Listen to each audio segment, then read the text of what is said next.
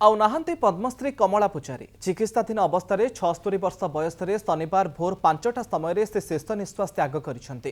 Kidney जनित समस्या नहीं 2 दिन तले कटक एससीबी रे तांको भर्ती करा जायथिबा बेले आज तांकर मृत्यु होईछि।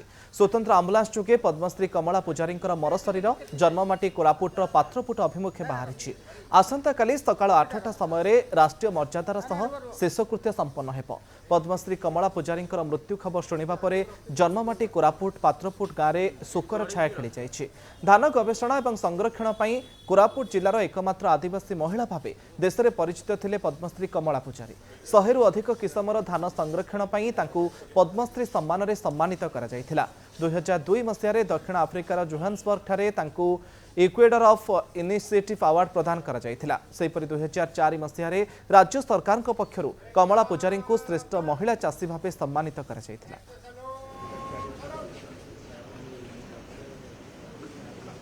आमे ओडिशा सरकार तरफ श्रेष्ठ श्रद्धांजलि आज ज्ञापन करिछु एवं महिला पद्मश्री कमला पूजारी ओडिशार ओडिया अस्मितार जन परिचय थिले।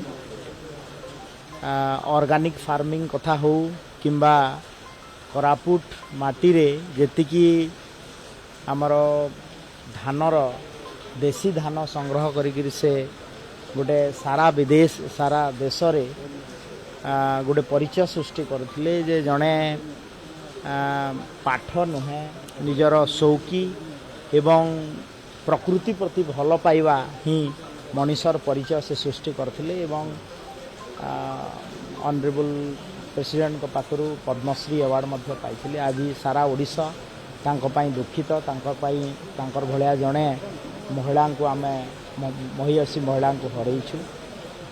तांकर पूरा शेषकृत कार्यक्रम राष्ट्रीय मर्यादार सहित पालन करा।